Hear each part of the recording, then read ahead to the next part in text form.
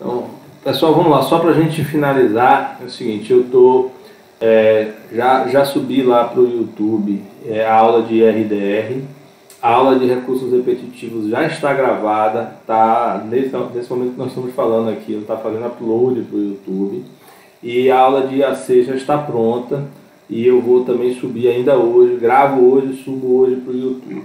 Eu vou ficar devendo para vocês as aulas assíncronas da matéria que vai cair na prova de ação rescisória e de reclamação, tá bom? Nossa prova vai ser na próxima quarta, não é isso? Quando é que termina o semestre? É no dia 18, não é isso, Lara?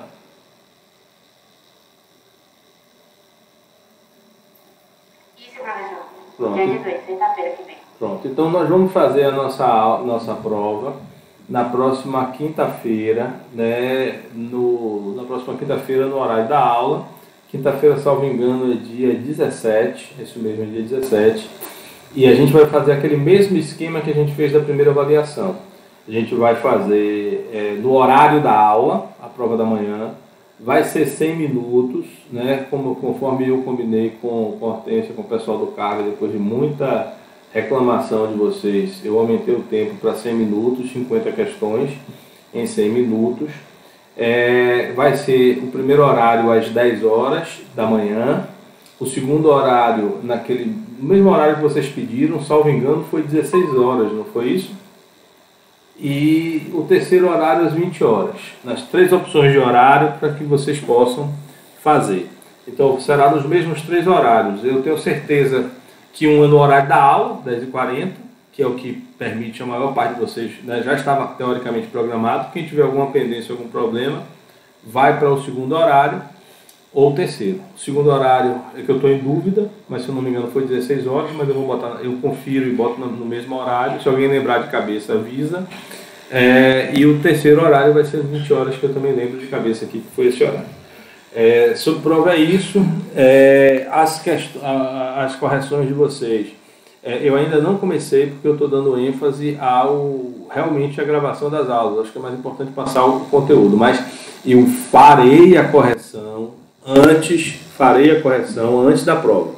Assim, não vou de forma alguma permitir que vocês vão para a prova sem isso. Então pretendo até começar já começar algumas correções, inclusive hoje aqui. Depois que eu gravar essa aula de IAC eu já fico mais tranquilo, e eu tento logo no começo da segunda ou terça. Vocês já têm material de estudo de rescisória e já tem material de estudo de reclamação, já está lá, mas eu quero ver se na segunda, terça eu termino gravando para que vocês tenham também acesso à minha aula para fazer uma espécie de revisão, beleza? E para aproveitar também, eu queria aproveitar este momento e a gente fazer um overview desses últimos assuntos. Então eu quero aqui agora, daqui para frente, permitir vocês que tirem quaisquer dúvidas, e depois de tirar quaisquer dúvidas sobre a prova, se quiser, ou sobre o conteúdo, e eu vou, independente das dúvidas de vocês, passar um overview sobre esses assuntos que a gente não tratou, que a gente já está tratando em aula assíncrona, mas que não teve a oportunidade de tratar aqui na aula síncrona, que eu quero falar aqui com vocês sobre RDR, IAC, recursos repetitivos, reclamação e rescisória. Obviamente que pelo tempo de aula que a gente tem, vai ser um overview muito rápido. Ok? Abertura para perguntas. Alguém tem alguma dúvida, seja de conteúdo, seja de em relação à prova? Pronto. Se vocês não têm dúvidas, vamos tratar aqui. Oi Priscila, pode falar. Só para confirmar, a prova cai todos os assuntos? Cai todos os assuntos. Semestre? Todos os assuntos. Desde precedente, ordem do processo? Desde precedente até ação rescisória e reclamação. Cai tudo. Tá bom? Agora, inevitavelmente, o que cai mais é aquela matéria que é mais densa, que é recursos em espécie. Beleza? Mas cai tudo. Vai ter questões sobre tudo. Já selecionei uma parte das questões. Vai ter questões sobre tudo.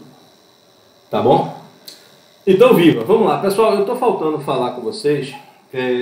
Falar não, na verdade, a gente já tem falado, já tem tido material. Mas eu queria sistematizar na cabeça de vocês as nossas 2 últimas unidades, que terminaram ficando um pouco corrida. Então eu queria aqui, né, excepcionalmente, eu sei que a aula síncrona não é para conteúdo, mas excepcionalmente eu queria tratar com vocês um pouco desse conteúdo, tá? Então, na unidade 4, eu separei para a gente tratar, né, alguns incidentes no âmbito do tribunal. Tem incidentes no âmbito do tribunal que a gente não tratou, tá bom? Como, por exemplo, que vocês, de certa forma, já estudaram, o incidente de declaração de inconstitucionalidade. Vocês sabem que o força da Constituição, o artigo 97, tem a regra do full bench, pela qual, no âmbito dos tribunais, a declaração de inconstitucionalidade ela não pode ser feita pelas câmaras, pelos órgãos fracionários, tem que ser feita pelo pleno ou pelo órgão especial. Então existe no CPC um regramento sobre como eu faço o julgamento para cumprir a regra do full bench. Mas esse incidente a gente não vai tratar. Por força das limitações que a gente teve no SLS, por força de tudo que vocês já sabem, né, a gente optou pelos incidentes que eu entendo que são mais importantes. Quais foram esses incidentes? Foram aqueles que estão em consonância, inclusive, com as pedras ou com, digamos assim, as colunas centrais do CPC de 2015, que é justamente os incidentes relacionados aos casos repetitivos e os incidentes que têm por objetivo a formação de precedentes obrigatórios, né? Então, e quais são esses incidentes? IRDR, incidente de resolução de demandas repetitivas, IAC, incidente de assunção de competência, e incidente de assunção de competência e recursos repetitivos. Pessoal, para ficar melhor para quem vai assistir essas aulas depois, eu vou fixar minha imagem na tela para gravação. Isso significa dizer que eu não vou estar vendo vocês todos. Eu vou eventualmente estar modificando. Se alguém quiser falar, pode abrir o microfone e pedir para falar, tá bom? Mas voltando aqui. Então, esses 3 incidentes, aliás, eu vejo também, só que eu vejo de uma forma menor. Esses 3 incidentes, eles juntos, eles formam 2 microsistemas jurídicos distintos. Um microsistema é o microsistema de julgamento de causas repetitivas e o outro microsistema é o microsistema de formação de precedentes obrigatórios. Tá bom? O microsistema de julgamento de causas repetitivas, ele tem a função principal de resolver o problema de demandas repetitivas. O mundo mudou e a gente tem demandas repetitivas várias, né? Só para citar um exemplo para vocês, a gente teve na época dos planos, dos antigos planos econômicos da época de Sarney e da época de Collor, plano cruzado e plano real, ou plano cruzado e plano cruzeiro, e mais de, sei lá, de 10 milhões de ações no Brasil discutindo a legalidade desses planos. Mais de 10 milhões de ações. Esses mais de 10 milhões de ações, né, foram parar no Supremo e eram tiradas uma a uma. Então, com a mudança da vida, com a internet, com a proximidade das pessoas, com a possibilidade da gente tratar, ter acesso a institutos estrangeiros, com todas essas possibilidades, ficou muito mais fácil, muito mais aberto o acesso ao judiciário e a gente passa a ter demandas repetitivas. E chegou a determinado momento que parou de ter sentido eu ter que julgar 10 milhões de processos sobre uma tese jurídica, não sobre questões de fato, um a um. E aí o CPC de 2015 institui esse microsistema de julgamento de casos repetitivos, né? Ele vira e diz assim, esse julgamento de casos repetitivos, a gente não precisa julgar um a um. A gente pega uma causa piloto, pega alguns processos, um ou alguns processos da causa piloto em que se discute essas questões de direito e fixa a tese uma vez só. E fixa a tese uma vez só. Ponto. Com a fixação dessa tese uma vez só, ela passa a ser aplicável automaticamente aos 10 milhões de processos que estão em curso sobre esse tema. Tá bom? E segundo, né? E aí, para isso, é que é criado o IRDR, que nasce no CPC de 2015, né? Vem de influência do Buster Verfahren, do direito alemão. E eu já tinha no CPC de 73, depois da segunda fase da reforma, e eu melhoro, aperfeiçoo e trago para o CPC 2015 os recursos especiais e extraordinários repetitivos, onde eu fixo. Como esses julgamentos repetitivos são muito relevantes, a eles eu transformo em precedentes obrigatórios. Que é uma outra coluna do CPC 2015, a existência de precedentes obrigatórios, a formação de precedentes obrigatórios. Com isso, eu tenho, em decorrência do julgamento dos incidentes de recurso especial extraordinário repetitivos e do julgamento do incidente de resolução de demandas repetitivas e RDR, a formação de precedente obrigatório. Mas eles não são os únicos precedentes obrigatórios. Quando a gente vai lá para o 927, a gente vê que existem outros precedentes obrigatórios.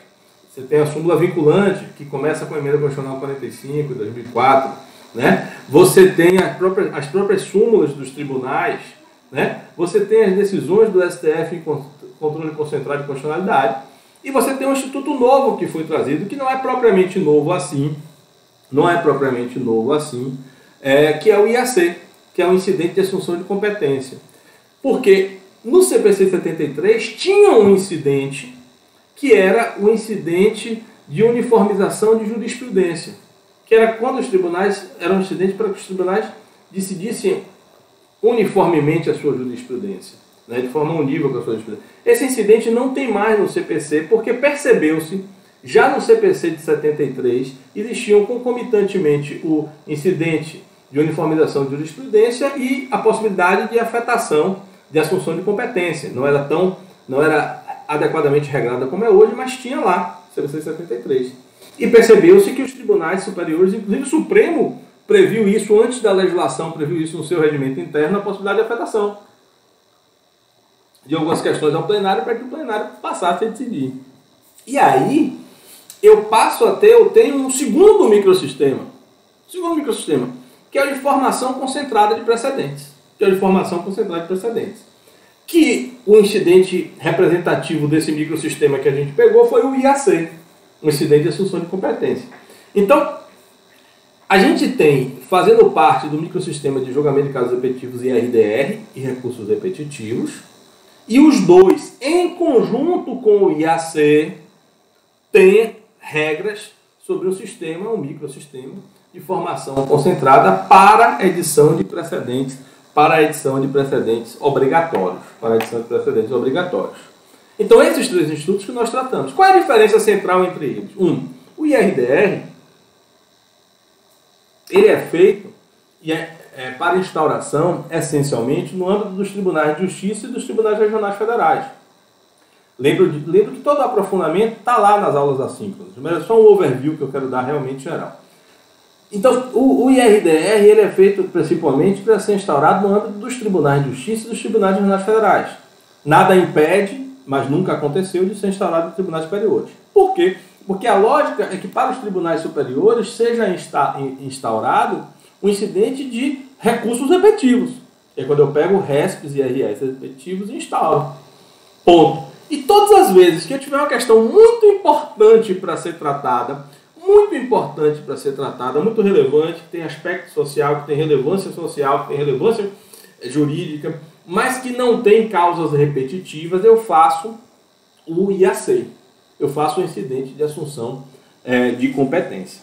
Tá certo? O IAC. Então, assim, a gente teve diversos IAC, o STF faz diversos IACs.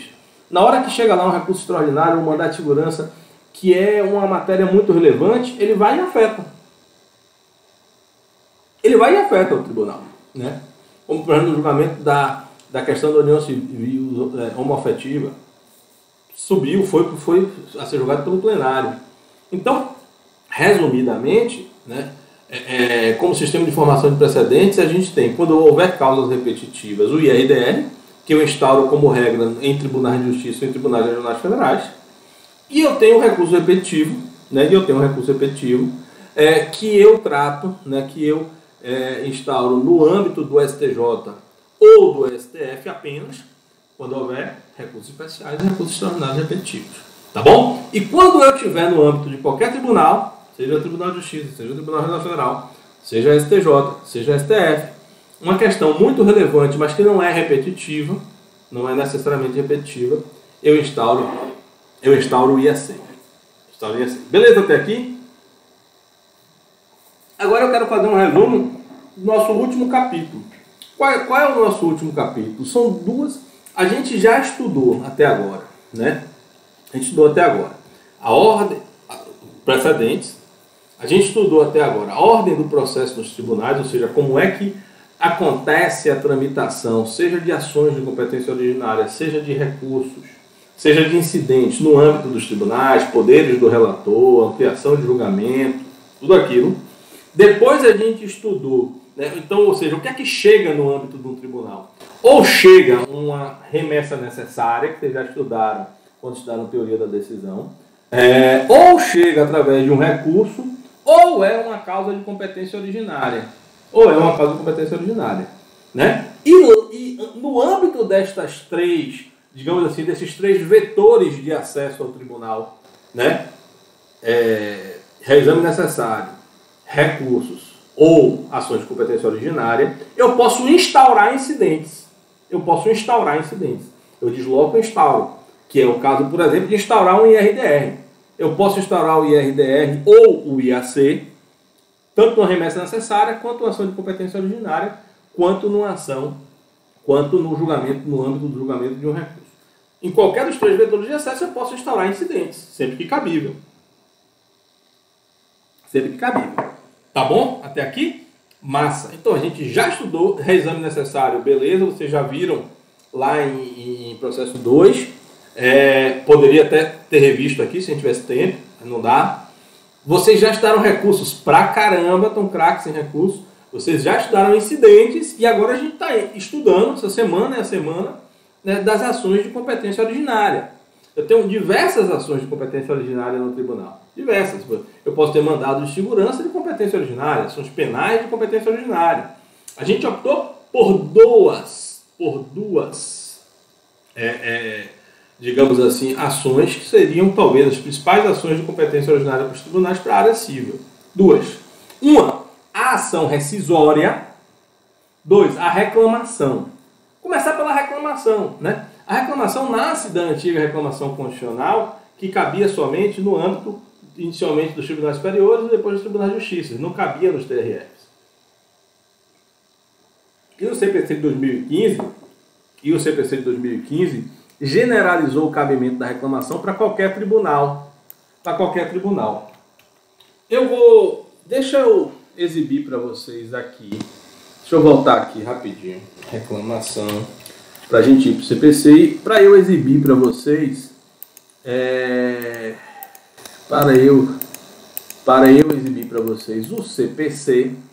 Porque dentro do CPC a gente vai poder tratar um pouco deste conteúdo. Deixa eu desfixar minha tela. Deixa eu pegar isso, jogar para a tela. Deixa eu pegar o CPC e jogar para a tela DK. E deixa eu apresentar para vocês o CPC, para a gente bater um bom papo aqui sobre reclamação e sobre ação rescisória. Tá bom? Vamos lá. Reclamação. Aqui, pronto. Reclamação. O que é a reclamação, pessoal? A reclamação é uma ação de competência originária dos tribunais. E ela existe para quanto? Para, em algumas hipóteses,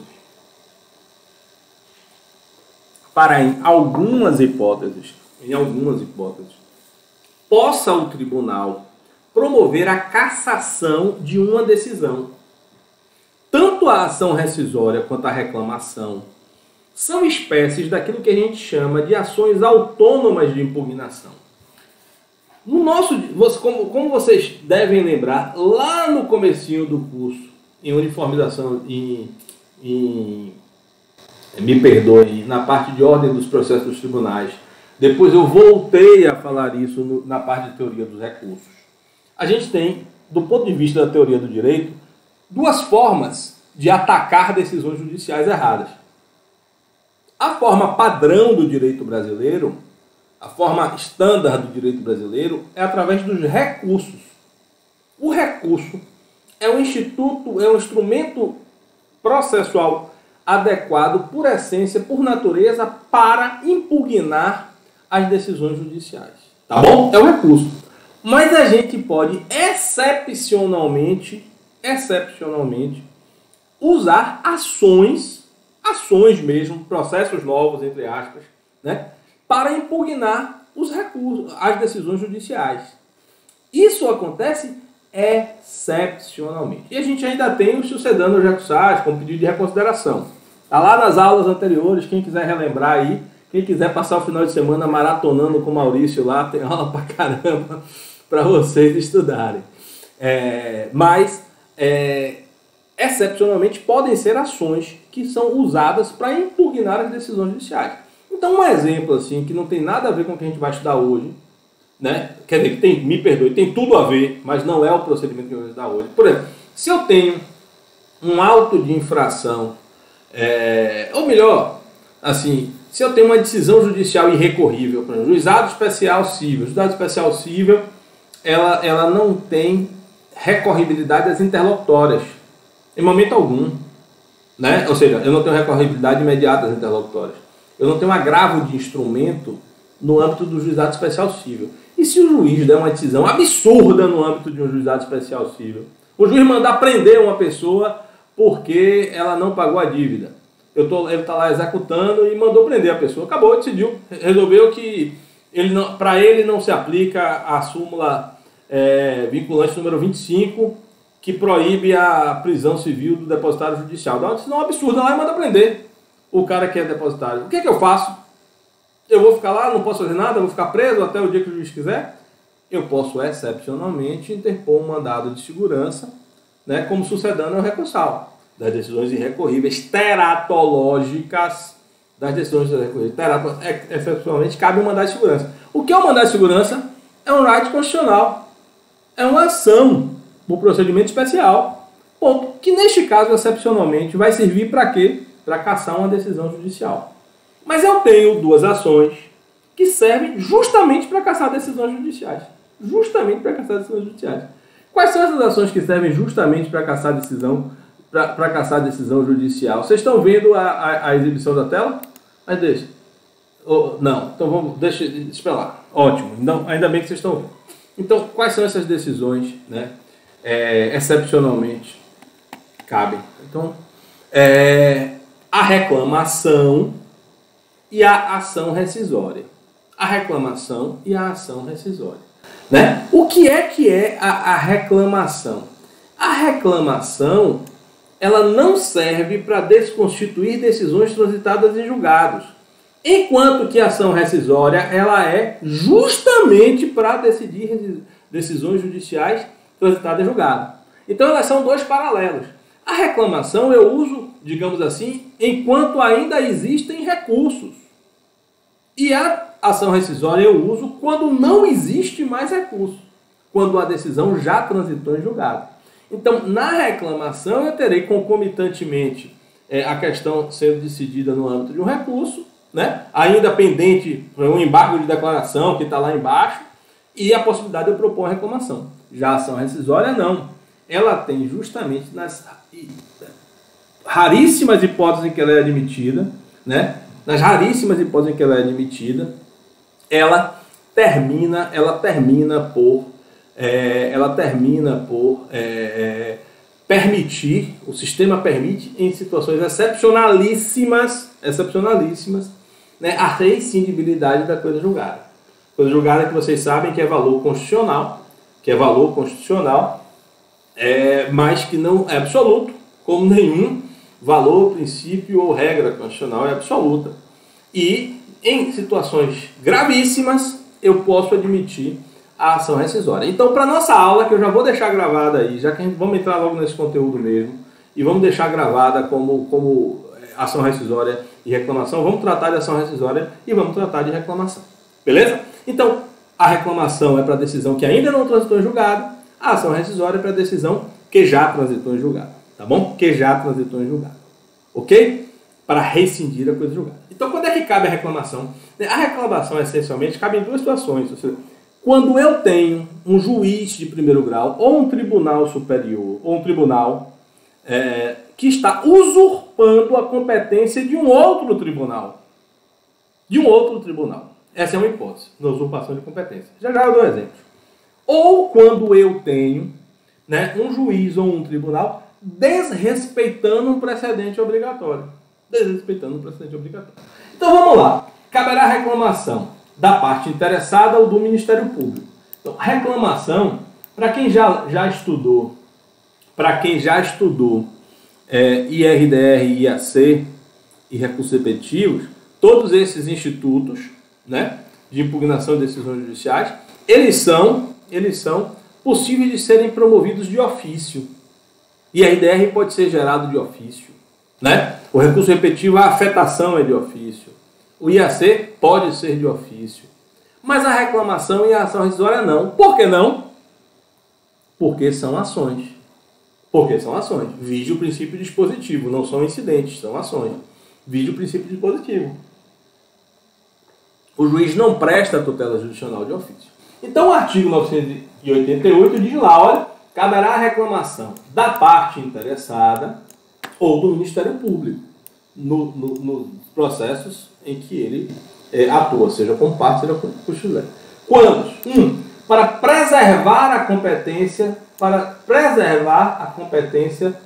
do tribunal. Então, exemplo de preservação da competência do tribunal. Vocês lembram, e aí é uma pergunta, quem quiser responder, responde.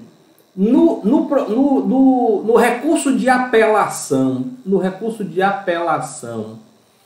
pode o juiz de primeiro grau, que é quem recebe a apelação e quem colhe as contrarrazões, inadmitir a apelação? Pode chegar e dizer, não, esta apelação ela é intempestiva, então não vou remeter ao tribunal. Ele pode fazer isso? Quem vai responder? Ninguém? Ninguém vai responder? Ninguém sabe esta resposta? Yuri, sobrou para você.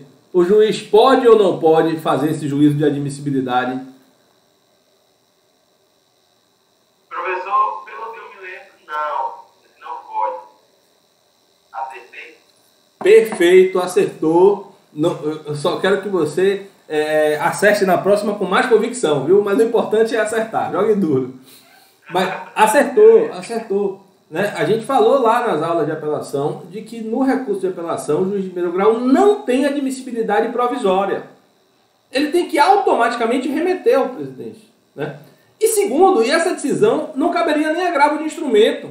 Teoricamente não caberia nem agravo de instrumento, porque essa decisão não está lá listada naquelas decisões passíveis de agravo de instrumento do artigo 1015. Não está listado. O que é que eu faço num caso desse? O que é que o juiz fez?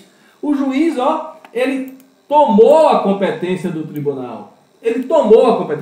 Quem tem competência para fazer a admissibilidade de apelação é tribunal, não é juiz de primeiro grau. Então ele roubou a competência do tribunal. O que é que eu faço se não cabe agravo de instrumento? Eu fico chorando? Eu interponho a minha reclamação. Eu só não posso deixar esta decisão transitar em julgado.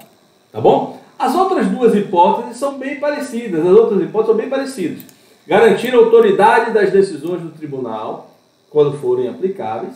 Garantir a observância de enunciado e súmula vinculante e de decisão do Supremo Tribunal Federal em controle concentrado de constitucionalidade. Inciso 4. Garantir a observância de acórdão proferido em julgamento incidente de resolução de demandas repetitivas, ou seja, IRDR e recursos repetitivos, ou de incidente de assunção de competência. Então, as outras hipóteses servem para quê? Para que eu garanta, no primeiro, preservar a competência do tribunal, e 2, para que eu promova a aplicação das decisões do tribunal, notadamente aquelas relacionadas a precedentes, a precedentes obrigatórios. Tá bom? Aí vamos seguindo aqui. A reclamação pode ser proposta perante qualquer tribunal. Esse parágrafo primeiro veio, porque no CPC de 73, eu não tinha previsão de reclamação para os recursos, para os TRFs e para alguns TJs. Porque antigamente, se você pegar livro antigo dessa matéria, vai estar lá reclamação constitucional. Reclamação constitucional. Porque era prevista na Constituição para o STF e STJ, para os tribunais superiores. As constituições dos estados, algumas delas previram a reclamação nos tribunais de justiça, mas não tinha para os TRFs. E alguns tribunais de justiça, que a Constituição não previu, não cabia. E aí o parágrafo 1º pegou e fez um downgrade, vamos chamar assim, da reclamação. Eu tenho a reclamação prevista na Constituição para o STJ e STF, tribunais superiores, e eu tenho no CPC a reclamação prevista para todos os outros tribunais. Tá bom? Vamos lá, a reclamação deve ser instruída com prova documental e dirigida ao presidente do tribunal. Por que isso, pessoal? Por que isso? Porque é uma ação de competência originária. Não é como uma apelação, que é um recurso que eu interponho no processo e o processo sobe como um todo. Neste caso, a apelação e o processo principal está lá embaixo, com aquele juiz que negou a admissibilidade. Então eu tenho que fazer minha reclamação e, como toda petição inicial, juntar os documentos obrigatórios. E aí, por isso que eu tenho que promover a instauração. E aí você passa a ter aqui o procedimento. Vamos lá. Assim que recebida a reclamação, será distribuída ao relator do processo principal sempre que possível. O que é isso, o relator do processo principal sempre que possível? Como assim, Maurício? Pense em duas hipóteses. O TJ da Bahia tem IRDR, tem 3 IRDRs já julgados no mérito, tá bom? 3 IRDRs. Outra hipótese, o juiz que inadmitiu a apelação. Beleza. No caso do IRDR, teve um relator que no âmbito do pleno ou das sessões cíveis ou das sessões criminais, fixou, né, foi o relator do acordo do IRDR em que teve a fixação da tese. Neste caso, em que teve lá a fixação da tese, né, ele foi o condutor do processo. Se, por exemplo, um juiz de primeiro grau teima em não promover a aplicação da tese, o que é que eu faço? Posso propor uma reclamação. Quem é a melhor pessoa para julgar e interpretar se aquele juiz de primeiro grau está ou não está desrespeitando a tese fixada? O relator da tese fixada. Então, por isso que a reclamação institui essa hipótese de prevenção. Né? É uma ação preventa que não tem, ou seja, assim, se torna prevento a ação onde foi fixada a tese. Agora, se eu estou falando simplesmente de um juiz que deu essa decisão errada de inadmissibilidade da apelação, eu tenho alguém que conheceu a causa antes? Não tenho. Essa decisão é decisão solta, não é uma decisão que decorreu do desrespeito a um precedente, é somente uma usurpação, somente entre aspas, uma usurpação. Então, neste caso, eu vou ter uma livre distribuição entre os desembargadores. Qual é a competência para julgar reclamação? O órgão é aquela que o regimento interno prevê. Tá bom? As hipóteses do inciso 2 e 4, 3 e 4, que são precedentes obrigatórios, compreendem a aplicação indevida da tese jurídica e a sua não aplicação aos casos que ela corresponde. O que é que significa aqui? Uma segurança do relator para evitar a jurisprudência defensiva dos tribunais. Aquela mania que os tribunais têm de dizer, não admite por isso. Ele vai dizer assim, amigo, é desrespeitar o precedente obrigatório tanto aplicar erradamente como não aplicar. Tá bom? Então vamos lá. Existem situações da inadmissibilidade da reclamação. Tá certo? Primeira delas, proposta após o trânsito em julgado da decisão reclamada. Por quê? Porque após o trânsito em julgado, qualquer decisão nula, inválida, ruim, errada, transitou em julgado. E não pode mais ser, como regra, revista. Qual é a única hipótese de revisão da decisão judicial transitada em julgado? A ação rescisória. A gente tem a querela nullitatis, mas a querela nullitatis é para a decisão que, na verdade, nunca transitou em julgado por uma inexistência jurídica. Mas, para a ação rescisória, é a ação que serve para, nas hipóteses previstas, né, especificamente lá no 966, promover a rescindibilidade da decisão. Mas a gente vai chegar lá em ação rescisória hoje, tá bom? Vamos chegar em ação rescisória hoje. Fiquem absolutamente tranquilos. Se alguém quiser interromper, interrompa. Qualquer dúvida, pode mandar no chat. E aí eu peço aqui, ou Lara ou Yuri, depois me encaminhem essas perguntas para que eu possa, né, responder. Segunda, proposta para garantir a observância de acordo ou de recurso extraordinário com repercussão geral reconhecida ou de acordo proferido em julgamento de recursos repetitivos e especial repetitivos, quando não esgotadas as instâncias ordinárias. Ou seja, por que eu não vou caber aqui?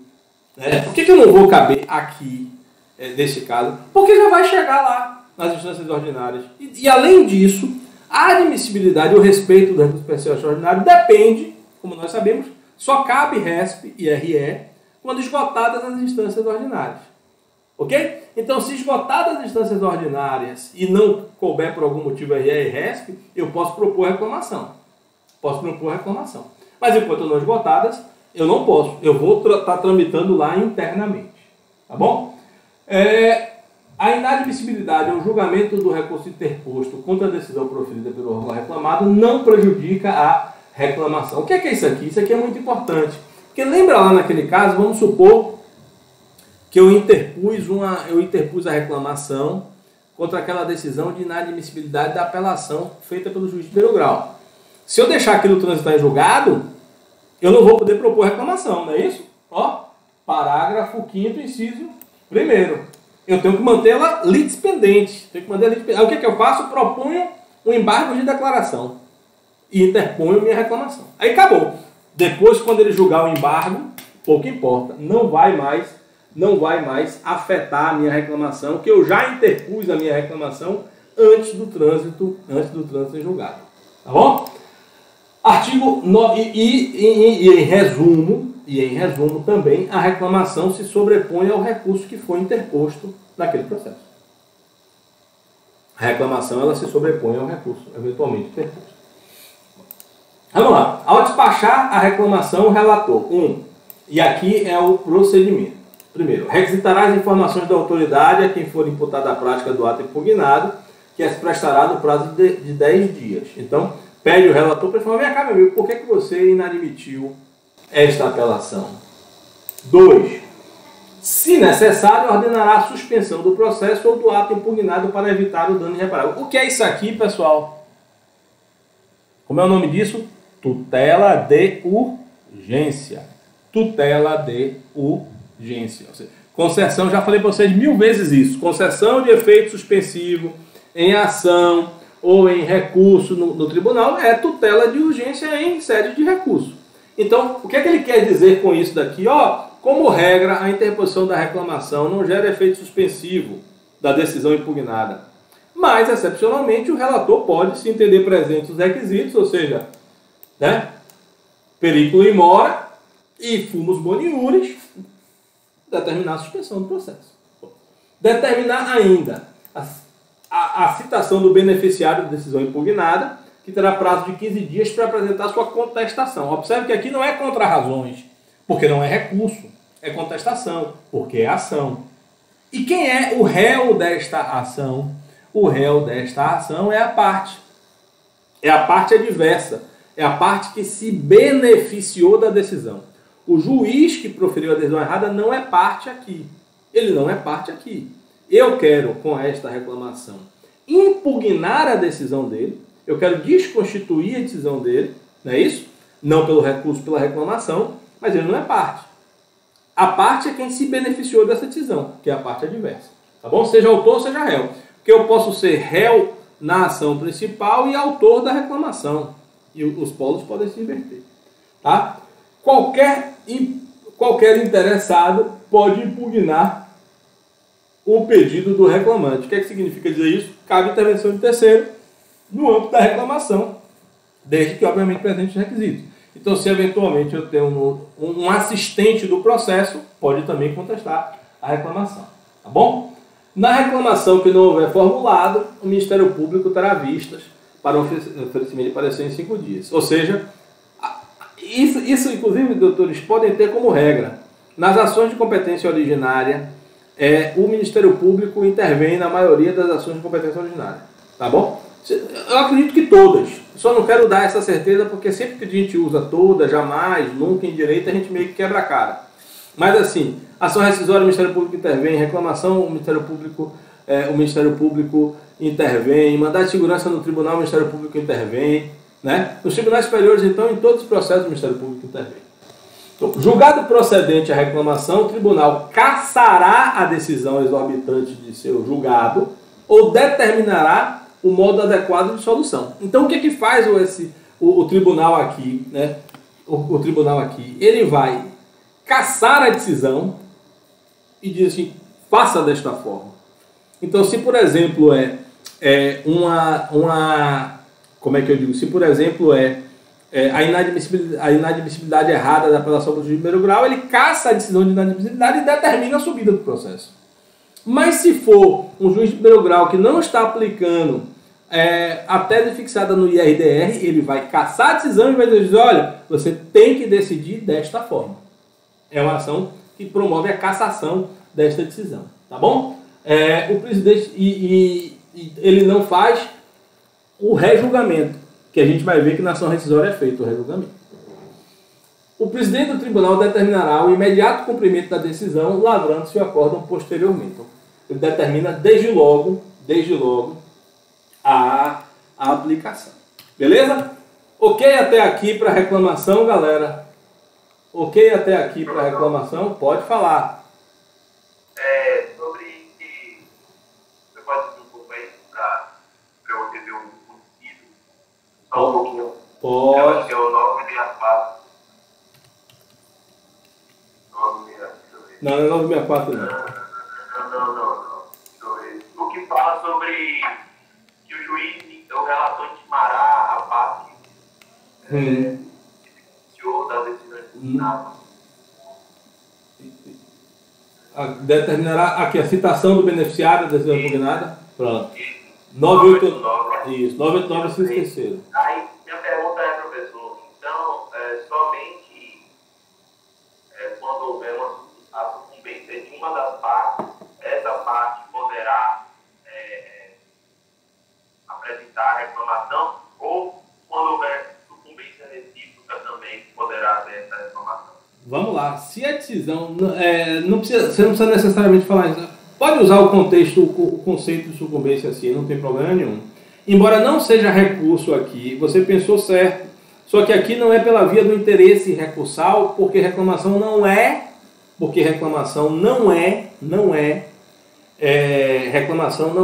recurso, ela é ação. Mas eu continuo a ter a figura do interesse de agir, o interesse processual, como condição da ação que é. Então, obviamente, se uma pessoa ela é beneficiada pelo ato errado, ela não tem interesse de agir.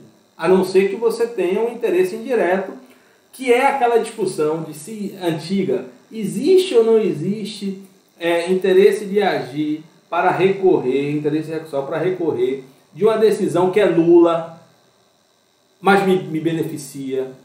Eu sou obrigado a ficar com a decisão nula, então você tem uma divergência na doutrina. Aos que entendem que cabe, aos que entendem que não cabe. Então eu acho até que cabe, até pelo princípio da lealdade, da boa-fé. Eu quero ter uma decisão que seja rígida para mim, eu não quero ter uma decisão precária para mim. Eu tenho certeza que eu vou ganhar o processo, entre aspas. Né? Então, mas vamos aplicar aqui a mesma lógica, a não ser que haja para quem entende que há um interesse de agir indireto como esse, o que ganhou, ou seja, o que se beneficia da decisão, não tem interesse de recorrer. Tá bom? Agora sim, vou dar um outro exemplo bacana que você trouxe, que tem a ver com isso aqui, determinar a citação do beneficiário, e com o artigo 990, qualquer interessado poderá impugnar o pedido da reclamante. Uma questão, se eu fosse perverso, fazer uma questão de prova perversa, que eu não sou, só fiz questão de prova moleza para vocês, né? Só teve moleza até agora. Eu tenho um litisconsórcio ativo, eu não vou nem tornar mais complexo, tornando a natureza do litisconsórcio, se necessário, unitário, mas ser um litisconsórcio ativo em que eu tenho um ponto particular que foi decidido, e sobre esse ponto particular que foi decidido cabe a reclamação. Mas este ponto particular que foi decidido, ele reflete-se individualmente a um dos litisconsórcios. Porque se refletisse aos dois, eu teria que fazer um estudo ainda mais profundo sobre aquela regra da teoria dos recursos, de que sendo o ponto comum, o recurso aproveita todos os litisconsortes, sendo o ponto individual, aproveita um. Aproveita somente a um. Eu tenho um litisconsórcio necessário na reclamação? Não, eu não tenho, porque é ponto individual. Mas se fosse ponto comum, eu teria litisconsórcio necessário. Aí agora a segunda parte da pergunta é, então eu tenho autor 1 e autor 2, que foram prejudicados pela decisão reclamada, e eu tenho réu 1, um único réu, réu 1. O autor 1 foi o autor prejudicado, ele interpôs reclamação. O réu, pela lógica, é o autor 2. O autor 1 é o que nesse processo? Ele precisa estar, não precisa estar, pode intervir, não pode intervir? Respondendo para você, né? Essa é uma questão difícil, né? Essa seria uma questão difícil. Ó, eu não tenho que requerer a citação do autor 1, porque eu não tenho aqui, ele não é beneficiário da decisão. Ao contrário, está no mesmo polo passivo. Neste caso específico, uma situação individual não é hipótese de litisconsórcio ativo necessário, que eu teria que me valer não sei se vocês lembram lá de litisconsórcio ativo necessário, que discute se existe ou não existe, aquele livro de Cândido Dinamarca que todo mundo cita, de intimar. Mas o autor 1, o autor 2, perdoe, ele pode impugnar o pedido, ele pode se manifestar sobre o pedido? Entendo eu que pode se manifestar sobre o pedido. Ele vai ser, de alguma forma, atingido no âmbito daquele processo. Mas seria essa respondido? Show de bola. Então vamos lá agora, pessoal, para o 966, eu já passei, da ação rescisória. Oi. Bom dia. Bom dia. Qual seria a forma de impugnar? Ele, por petição, ele faria uma petição, apresentando aquilo que ele entende que tenha de direito. Por exemplo, a inadmissibilidade da reclamação para que o processo continue seguindo. Seria um exemplo de interesse dele. Mas por petição simples. Por petição ele intervém e diz, olha, eu sou autor também no processo principal, né? Estou sendo prejudicado pela decisão de suspensão de Vossa Excelência, porque eu quero determinar o prosseguimento do processo. E eu venho aqui contribuir informando que a reclamação não deve ser admitida por determinado fundamento que seja. Ok? Show de bola. Então vamos lá, ação rescisória, que aí a gente mata o assunto, da prova para vocês passam a ter material para estudar em conjunto com o restante do material que eu já mandei. A ação rescisória, assim como a reclamação, é uma ação autônoma de impugnação das decisões judiciais. Só que, como a gente viu, a reclamação é para decisões não transitadas em julgado. E a ação rescisória é o principal instrumento de rescindibilidade das decisões judiciais. Então, a ação como meio de impugnação de decisão judicial já é uma exceção, porque a gente sabe que a regra é que as decisões judiciais sejam como regra, lembram? As decisões judiciais são impugnadas por recurso. Excepcionalmente, as decisões judiciais podem ser impugnadas por ações. Dentre estas exceções, eu tenho uma exceção da exceção, que é a possibilidade de impugnação,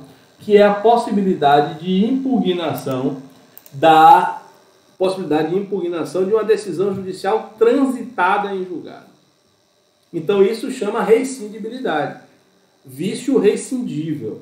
Então apenas algumas decisões que tenham um vício muito grave, um vício gravíssimo, é que eu posso rescindi-la. Aí a pergunta seguinte é: a ação rescisória é o único meio de rescindibilidade? Não, não é. A gente tem vícios transrescisórios. Eu tenho alguns vícios que, inclusive, eu posso promover a rescindibilidade sem a ação rescisória mesmo. Exemplo clássico: a citação nula de processo que correu a revelia. Né? A citação nula de processo que correu a revelia, ela pode ser impugnada no âmbito da própria execução da decisão. Eu não preciso nem propor ação rescisória. Eu vou lá e... Um outro exemplo de vício transrescisório, ou de, na verdade, aí não é vício transrescisório, mas é outra hipótese de rescindibilidade. Quando o Supremo Tribunal Federal promove uma decisão em controle concentrado de constitucionalidade, tornando inexigível uma lei. Então eu vou poder. Essas hipóteses, guardem na cabeça, foi só para eu avisar, porque vocês vão estudar em processo 4. Tá bom? Quando vocês estudarem impugnação e embargos à execução, vocês vão lembrar de mim, vão lembrar desta aula, aqueles que assistiram vão lembrar desta aula, em que será falado para vocês sobre estes vícios transrescisórios. Tanto a citação dos processos em que se correu a revelia, né, como nas declarações de inconstitucionalidade do Supremo Tribunal, como algumas declarações de inconstitucionalidade do Supremo Tribunal Federal. Tá bom? Mas, o principal... Dentro deste bloco de exceções, esse bloco de exceções que trata da rescindibilidade, a gente tem a ação rescisória como principal meio de rescisão das decisões judiciais transitadas em julgados. Tá bom? Agora, eu posso, em qualquer caso, promover a ação rescisória, né? Posso em qualquer caso? Não, somente em situações gravíssimas. Embora isso possa mudar. Eu não sei se vocês devem estar acompanhando as discussões sobre prisão em segunda instância. E uma das formas que o Congresso conseguiu para tecnicamente permitir, garantir a rescisão, ou melhor, a prisão em segunda instância, foi justamente decretar o trânsito em julgado das decisões dos tribunais de justiça e dos tribunais regionais federais. E aí, o recurso especial e o recurso extraordinário passariam a ser uma hipótese de ação rescisória, seriam recursos rescisórios.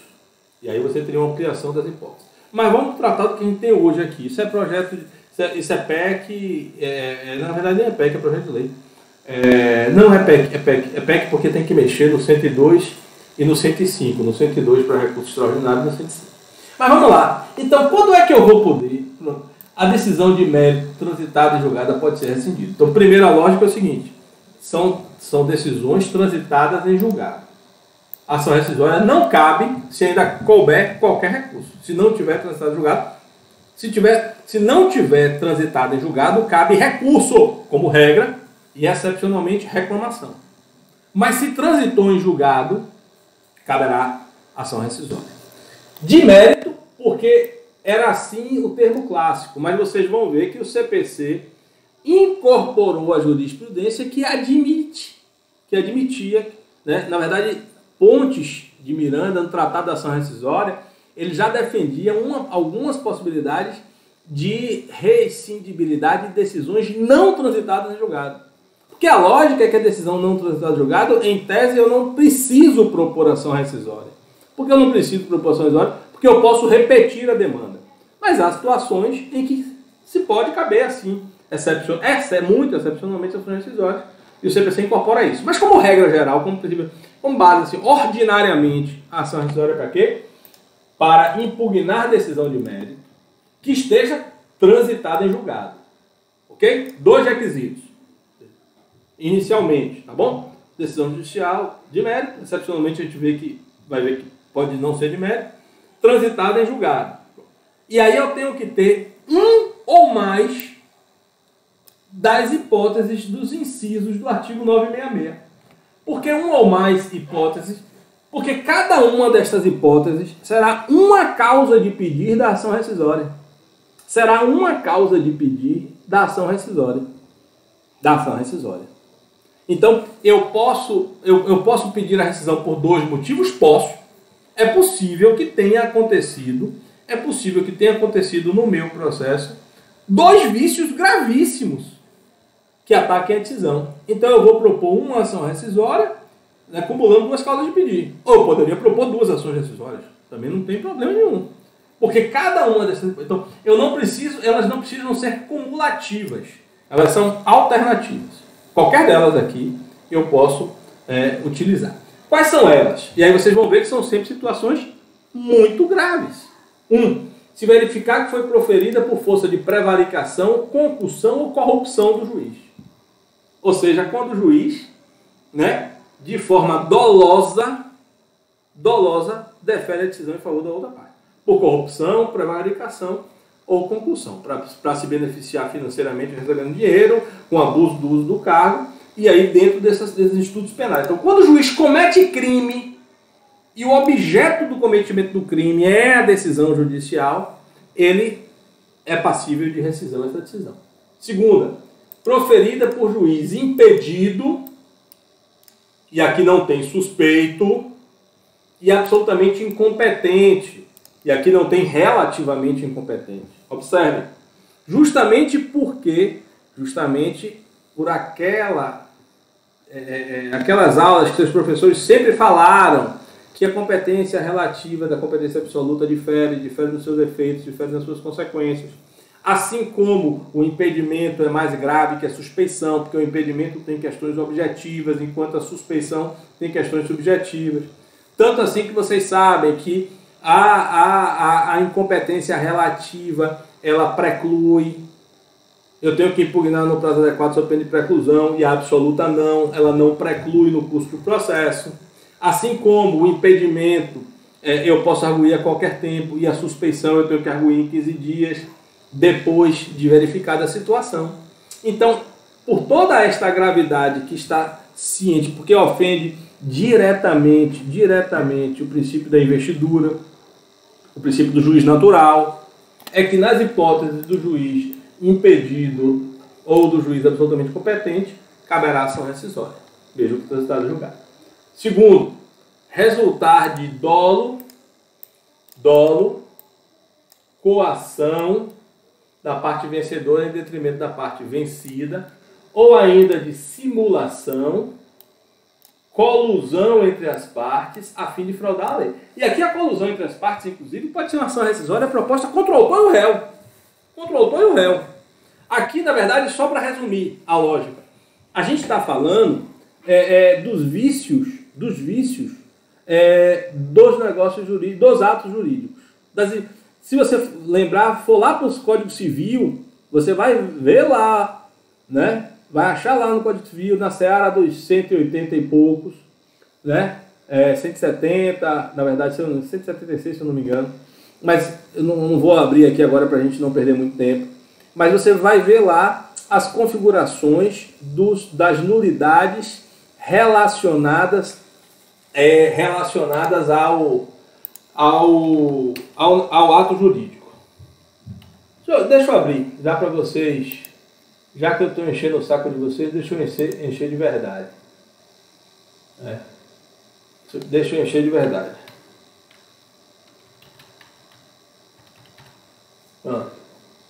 Não, mais para frente, aqui. A partir daqui, da invalidade do negócio jurídico. Então é nulo quando papapá, Aí além das hipóteses que estão relacionadas especificamente à forma e à relação jurídica, aí você tem simulação, você tem fraude, você tem incapacidade, vício, aqui erro, dolo e coação. E também, voltando aqui, a colusão. A colusão é um exemplo interessantíssimo, porque imagine uma ação de anulação de casamento que o cônjuge tem contra a ex-esposa ou vice-versa, pouco importa, para anular o casamento. E aí você descobre que os dois estavam anulando o casamento para garantir o casamento de um deles com uma pessoa muito religiosa que não aceita casar com quem é divorciado e que é um golpe do baú. O Ministério Público não vai poder pedir a rescisão, vai poder pedir a rescisão. Então o Ministério Público é possível, inclusive, porque o Ministério Público é legitimado para propor ação rescisória, é uma hipótese dessa. Mas a lógica geral é o seguinte: todas as vezes que a causa determinante, o fundamento determinante da decisão rescindenda se resultar de dolo, de coação né, de uma parte sobre a outra, de simulação ou de colusão, vai caber a ação rescisória. Tá bom? Cabe ainda a ação rescisória por ofender a coisa julgada. Então, essa foi a solução do sistema, porque a pergunta é, se eu tenho duas coisas julgadas, me deem só um segundo. Filha, eu estou gravando aula, pegue água para mim, eu não posso falar não. Estou gravando aula, depois eu vejo esse bicho. Traga água para mim. Vamos lá, coisas de homeschool. Né? Nós estamos aqui no homeschool, para mim home office, para vocês homeschool. Me perdoem. Então, por exemplo, se eu tenho uma decisão já transitada em julgado e eu repito este processo, o que deve acontecer com esse segundo processo deveria ser extinto sem julgamento médico. Sem julgamento médico. Se por qualquer motivo se esquece, não se impugna, não se sabe, procurou um outro advogado e o outro advogado passou batido nessa história e esse segundo processo transita em julgado. Qual é a coisa julgada que deve prevalecer? Tem ordenamentos que privilegiam a segunda. Esse problema é seu. Se você aceitou, você podia ter requerido a extinção do processo, não requereu e aceitou a tramitação do processo, então, amigo, sinto muito. Você, pela sua inação, eu vou admitir a segunda coisa julgada porque é a mais nova. Né? Foi feita de forma mais contemporânea. O nosso ordenamento optou por preservar a primeira. Acabou. Nenhuma das duas está, em termos de teoria do direito, errada, mas a gente optou por preservar a primeira. Então, eu posso propor uma ação rescisória da segunda decisão que fez coisa julgada sobre uma mesma causa. Desde que eu tenha, a gente vai ver que um outro requisito da ação rescisória é que seja exercida no prazo decadencial de 2 anos. Se ultrapassado o prazo decadencial, aí paciência. Aí vai prevalecer a segunda ação rescisória. A segunda decisão transitada em julgado. Perdão. 5. Violar manifestamente norma jurídica. Esta, inclusive, é a hipótese de cabimento, mais comum da ação rescisória. É quando eu estou insatisfeito com a decisão do processo, entendendo que houve uma aplicação errada do direito. Tá? Isso tem que ser visto, inclusive, em conjunto com o parágrafo 5º. Cabe ação rescisória com fundamento no inciso 5 do caput, que é violar norma jurídica, contra decisão baseada em enunciado de súmula ou acórdão proferido em julgamento de casos repetitivos que não tenha considerado a existência da distinção entre a questão discutida no processo e o padrão decisório que lhe serviu de fundamento. Ou seja, a gente incorpora, para que não se tenha dúvida, para uma pessoa com bom conhecimento processual não vai ter dúvida que precedente obrigatório constitui norma jurídica, é a força da jurisprudência como fonte do direito. Mas para que não tenha dúvida, a gente botou o parágrafo 5º para dizer, quando viola a norma jurídica, os precedentes são norma jurídica e podem vir, sim, né, a ser. Deixa eu ver aqui o parágrafo 6º, quando a ação rescisória é fundada na hipótese do parágrafo 5º, ou seja, contra precedente obrigatório, caberá ao autor, sob pena de inépcia, demonstrar fundamentadamente tratar situação particularizada por hipótese fática distinta ou de questão jurídica não examinada a impor a sua solução. Ou seja, eu tenho, a depender do caso, que promover o meu distinguish, ou tenho, a depender do caso, mostrar que a minha situação, né, que a solução jurídica adequada é uma outra solução jurídica. Aqui, pessoal, tem uma porrada de súmulas dos tribunais superiores sobre esta matéria. Peço a vocês depois que façam uma pesquisa. Então, por exemplo, vamos dar uma pesquisada aqui para dar uma revisada. Como eu não tinha preparado essa aula, mas vamos lá. Tem a súmula STF ação rescisória. Súmula STF ação rescisória. Essa súmula 343, por exemplo, é uma súmula que está sendo revista.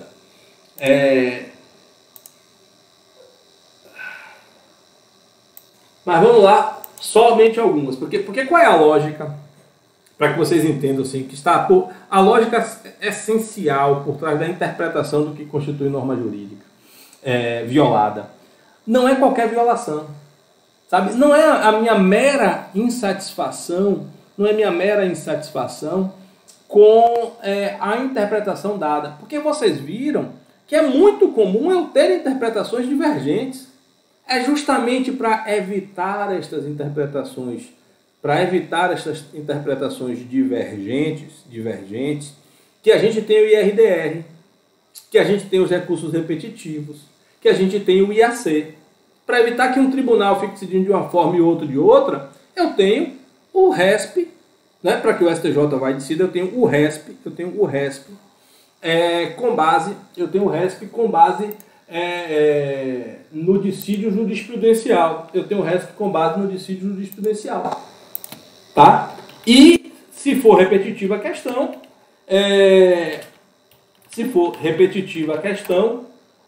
você vai afetar para o julgamento de casos repetitivos. Sendo repetitiva, eu tenho a figura da suspensão. Para que serve a suspensão? Justamente para evitar que existam decisões nesse meio tempo e me deem problema no futuro para eu estar rescindindo. E aí, por conta disso, é que assim, não cabe ação rescisória quando eu tinha, por exemplo, uma decisão divergente à época, quando a interpretação é razoável, por exemplo. Eu posso discordar da interpretação da norma jurídica, mas se a interpretação for razoável, senão eu vou transformar a ação rescisória em um novo recurso. Depois que está julgado, se eu discordar da interpretação jurídica do tribunal, eu proponho a ação rescisória. Não é isso. Então, a violação à norma jurídica tem que ser grave. Tá? Então, por exemplo, artigo 343, ou súmula 343. Não cabe ação rescisória por ofensa literal de disposição de lei. Ofensa literal de disposição de lei, pessoal. Ela é o termo que existia no CPC de 73. Por isso que algumas súmulas antigas do STJ, do STF, vão falar em ofensa literal de disposição de lei. Mas aí você lê isso aqui, norma jurídica. Tá bom? Por ofensa à norma jurídica. Quando a decisão rescindenda estiver baseada em texto legal de interpretação controvertida nos tribunais. Beleza? Então você tem outros enunciados de súmula aqui. Admite-se ação rescisória contra a sentença transitada em julgado, ainda que contra ela não tenha se esgotado os recursos. Ou seja, não é requisito de admissibilidade rescisória eu terminar todos os recursos. Se eu tiver sentença e não entrei com apelação, eu posso entrar com ação rescisória. Então o que é que eu lhe convido a vocês? Assim, eu não vou tratar de todas, a gente não tem tempo. Nós estamos numa aula síncrona. O grosso dos seus estudos tem que ser um estudo aí. Eu lhes convido a revisitar os enunciados da súmula do STF e do STJ sobre ação rescisória. Beleza? Senão, a gente poderia ter uma aula somente sobre isso. Inclusive, tem uma live muito boa que Fred fez, se eu não me engano, fez com uma outra pessoa, sobre justamente o parágrafo 5º, na verdade, em que ele faz, inclusive, a revisão da súmula 343. É uma reflexão sobre a necessidade de revisão da súmula 343. Eu remeto a vocês, vale a pena. Vale a pena assistir essa live, tá bom? Ela é bem tópica, bem sobre esse ponto, ela não é genérica como a aula que eu estou dando, mas eu acho que vale a pena. Sexta hipótese. For fundada em prova cuja falsa... E está no material que eu já indiquei lá, viu? Já está disponível para vocês lá no Classroom. For fundada em prova cuja falsidade tenha sido apurada em processo criminal ou venha a ser demonstrada na própria ação. Então aqui é o seguinte, olha, se a prova central, né, da verdade dos fatos estabelecidas na sentença, ela é falsa, eu posso, né, propor ação rescisória. E como é que eu faço para fazer, entre aspas, a prova da falsidade? Eu posso provar a falsidade por testemunha na ação rescisória? Não posso. Senão a ação rescisória virou uma bagunça. Então, ou eu preciso de um processo criminal, esse lá, assim, pode ter ouvido testemunhas, etc., que declare falsa a prova, né? Então, assim, foi baseado no contrato. E aí eu entrei com uma ação criminal alegando falsidade ideológica ou falsidade material, falsificaram minha assinatura. Minha assinatura é falsa naquele processo. Eu percebo que houve uma mudança, ou então que eu assinei, mas que houve uma mudança. Então, falsidade, no primeiro caso, ideológica. No segundo caso, falsidade material. Houve uma mudança do contrato. O cara pegou meu contrato, tirou uma cópia daquela página e substituiu. Eu provei no processo criminal, posso propor ação rescisória. A outra hipótese é que eu consiga provar na própria ação rescisória, mas sem testemunha. Sem testemunha. Então, por exemplo, eu tenho uma produção antecipada de provas, eu faço uma prova, eu faço uma perícia datiloscópica e provo que é datiloscópica, não tenho certeza se o nome é esse, mas que eu provo que a assinatura é falsa do contrato. Beleza, eu já tenho minha prova pré-constituída, eu posso propor em ação rescisória. Vamos lá, incisos 7º e 8º, os últimos. Obtiver o autor posteriormente ao trânsito em julgado prova nova cuja existência ignorava. Ó, com base neste inciso, inclusive, é que veio toda a jurisprudência sobre o exame de DNA no reconhecimento de paternidade. Vocês lembram dessa história de rever reconhecimento de paternidade baseados em DNA? Isso é muito comum, vocês devem ter tratado isso em família, devem ter tratado isso em constitucional. A base era essa daqui, era a possibilidade de propor uma ação rescisória, né, com base em prova nova, cuja existência ignorava ou não pôde fazer uso, capaz de por si só lhe assegurar a decisão favorável. Tá bom? Aqui, precisa ser uma prova nova. O que é prova nova? Aquela posterior ao trânsito em julgado. Ou aquela anterior que eu não podia usar, por algum motivo, porque eu não conhecia, não podia usar. Mas duas coisas muito importantes. Primeiro aqui, que lhe assegure o pronunciamento favorável, ou seja, basta esta prova, só esta prova é suficiente. Se eu precisar, além desta prova, ouvir testemunha, não vai caber ação rescisória. Não vai caber ação rescisória. Beleza? E com um detalhe, inclusive aqui, muitos defenderam e foi acolhido jurisprudencialmente, que no caso das investigações de paternidade, aceitou-se isso depois do prazo de 2 anos, que a gente vai falar já, né, do prazo de 2 anos. Né, e do início da contagem do prazo de 2 anos. Então, a parte da doutrina defende que o prazo de 2 anos aqui tem que ser do conhecimento da prova. E essa tese não prevalece para toda a prova, mas prevalece para o exame de DNA no caso de paternidade. Por fim, for fundada em erro de fato, né, verificável do exame dos autos. Ou seja, aqui, nesta hipótese, o erro de fato aqui, eu não posso sequer usar outra prova. Eu tenho que pegar os autos e ver que foi um erro de fato. E o que é o erro de fato? É aquilo que na sentença está declarada como existente que não existiu, ou algo que a sentença diz que não existiu, mas que existiu. Isso é um erro de fato. E se eu posso verificar isso dos próprios autos, vai caber, né, ação. Aqui, até o parágrafo 1º faz a referência. Há erro de fato quando a decisão residência admitir fato inexistente, ou quando considerar inexistente fato efetivamente ocorrido, sendo dispensável em ambos os casos que o fato não represente. Tá bom? Nas hipóteses, parágrafo 2º, nas hipóteses previstas nos incisos do caput, será ser rescindível a decisão transitada em julgado que, embora não seja de mérito, né, impeça a nova propositura da demanda e a admissibilidade de recurso correspondente. Então, por exemplo, Maurício, você disse que podia ter uma ação, uma decisão terminativa, aquela que chega o processo sem resolução do mérito, que cabe ação rescisória. Qual é o exemplo clássico? Perempção. Se o juiz aplicou perempção, mas aplicou perempção desrespeitando a lei, né? Ou aplicou perempção por corrupção, eu vou poder propor de novo uma outra ação? Não posso. Então cabe ação rescisória para afastar a perempção. Mas não vai caber ação rescisória, por exemplo, se extinguiu por ausência de documento obrigatório. Aí não vai caber ação rescisória. Porque para caber a ação rescisória de decisão que não seja de mérito, é uma dessas duas hipóteses. Nova propositura da demanda. Ou então a outra, admissibilidade do recurso correspondente. Sobre a admissibilidade do recurso correspondente. Imagina, naquele caso que o juiz de primeiro grau, não promoveu a admissibilidade da apelação, que não podia, e a pessoa não foi aluno da UFBA, e não foi nosso aluno, e não sabia que podia usar reclamação para preservação da competência do tribunal, e deixou transitar em julgado, E depois isso chegou para você, a pessoa, Maurício, aconteceu isso. O que é que você pode fazer? Está aqui. Aquela decisão de inadmissibilidade, ela não é de mérito.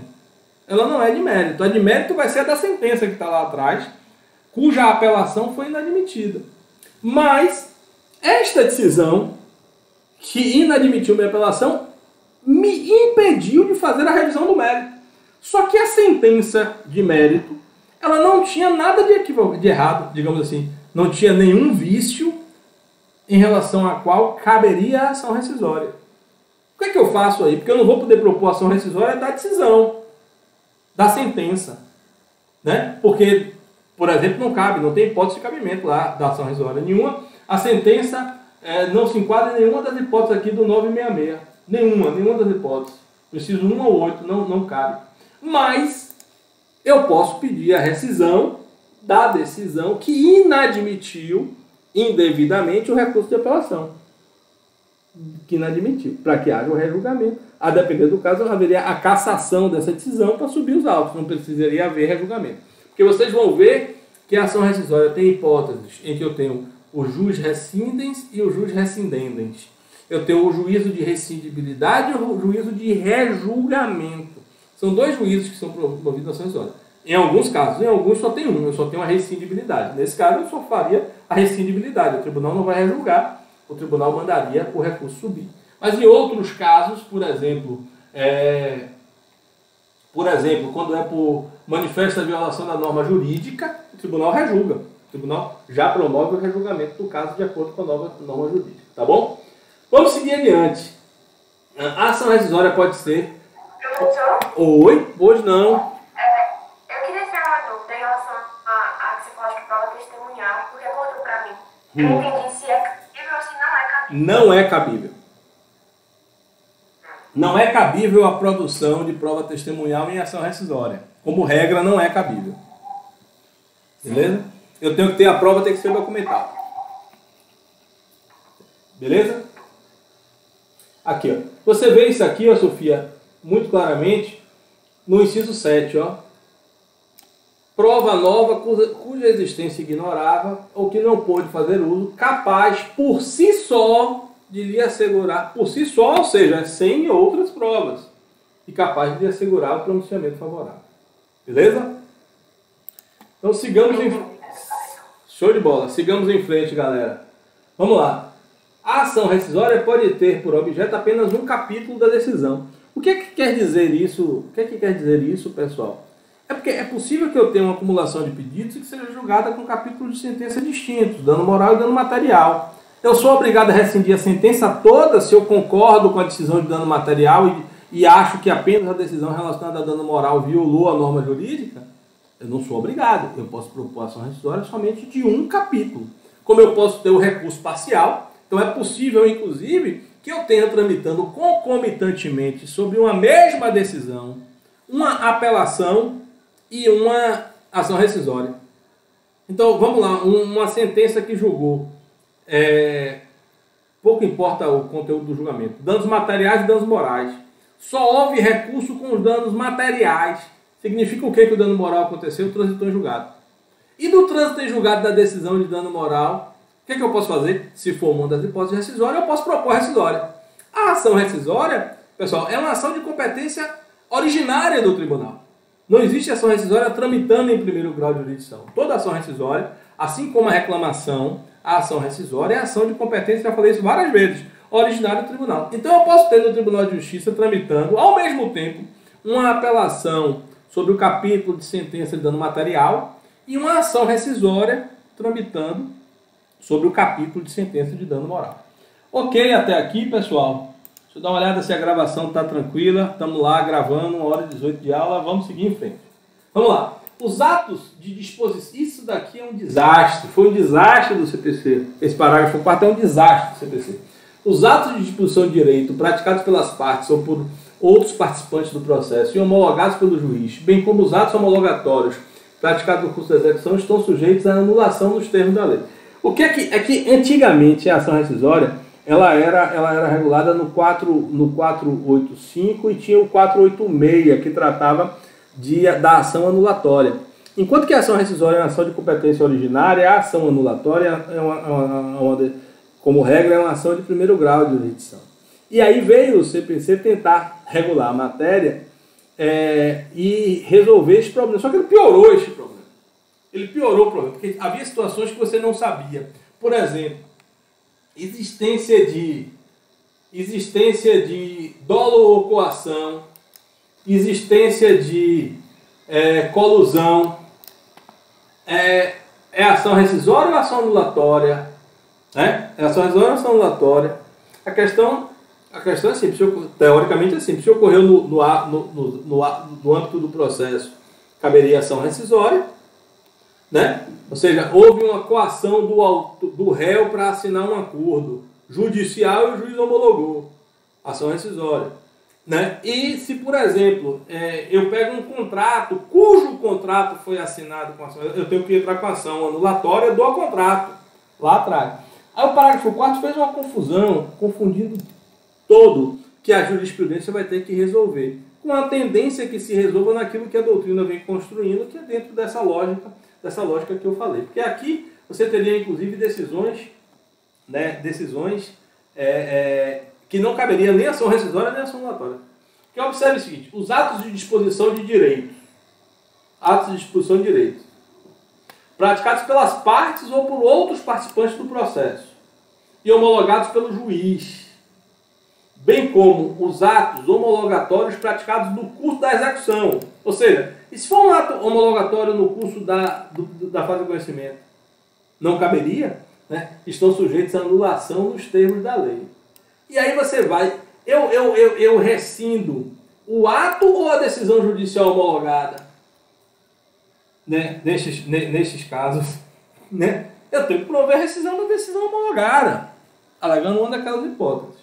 Então, assim, esse parágrafo 4º é uma confusão, mas, assim, em essência, eu acho que em essência, para que vocês entendam, é de que todas as vezes que eu quero rescindir a decisão, eu rescindo a decisão.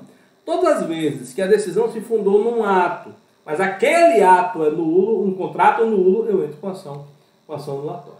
Tá bom? 5º e 6º a gente já tratou, que é a possibilidade de rescisória por violação de norma jurídica, reconhecendo que o precedente é violação da norma jurídica.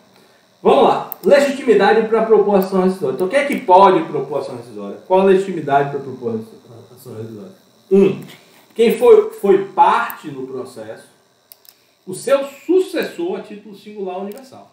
Então, a parte originária e na hipótese de fechamento de empresa, dissolução de sociedade empresária ou de morte de pessoa natural, os seus herdeiros, no caso de morte de pessoa natural, né, e aqueles que são sucessores da empresa dissolvida, que são os seus sócios remanescentes. Terceiro juridicamente interessado e o Ministério Público. Só que a legitimidade do Ministério Público ela é relacionada não a qualquer processo. Então, o Ministério Público não pode propor uma ação rescisória de um processo que discutiu questão particular de direito disponível de duas pessoas capazes. Não é interesse, porque ele não é parte e não deveria ter intervido. Então, a legitimidade do Ministério Público é vinculada com as funções constitucionais do Ministério Público, com as atribuições constitucionais do Ministério Público. Então, quando é que o Ministério Público pode ser parte? Se ele não foi ouvido no processo que cabia a intervenção, quando a decisão rescindida é o efeito de simulação ou colusão entre as partes, a fim de fraudar a lei, que é até o exemplo que eu dei da anulação de casamento, em outros casos que se impõe a sua atuação, certo? Aquele que não foi ouvido no processo em que lhe era obrigatória a intervenção, é uma outra hipótese. Exemplo deste inciso 4º, era a hipótese de litisconsórcio necessário e não houve ação real imobiliária, de ação reivindicatória, ação real imobiliária contra foi proposta contra a esposa, apenas a esposa que era em nome de quem estava registrado o imóvel, mas está lá no registro de imóvel que ela era casada. Então, a ação real imobiliária tem que ser proposto contra, se casado, contra ambos os cônjuges. Então, litisconsórcio necessário. Aí, o marido que não participou pode propor ação rescisória. É justamente a hipótese daquele que não foi ouvido o processo que era obrigatória a sua intervenção. As hipóteses de consórcio necessárias são clássicas, exemplos clássicos disso aí. Nas hipóteses do artigo 178, o Ministério Público será intimado para intervir como fiscal da ordem jurídica quando não for parte. Ou seja, naquelas mesmas hipóteses em que o Ministério Público deve intervir no processo comum, vamos chamar assim, de primeiro grau, ele vai ter que intervir na ação rescisória. Então, por exemplo, se eu tenho uma ação rescisória de uma ação de divórcio que tem menor incapaz, né? Ele interviu lá no processo, ok, não teve ausência de intervenção. Ele não vai ser parte, né? Ele não é parte, mas ele atuou como fiscal da lei. Aí, um menor ou outra pessoa propõe uma ação rescisória daquela sentença de divórcio. O Ministério Público vai ser intimado para oficiar nessa ação rescisória, tá? Como se fosse uma ação normal. Então vamos lá. Artigo 968. A petição inicial será elaborada com observância dos requisitos do artigo 319, ou seja, eu tenho que adotar como petição inicial que é isso que eu estou falando aqui, por exemplo, se aplica também à reclamação, que também é petição inicial. Então eu tenho que ter todos os requisitos do 319. Agora, além daqueles requisitos genéricos do 319, essa ação de procedimento especial, ação rescisória de competência dos tribunais, precisa ter o quê?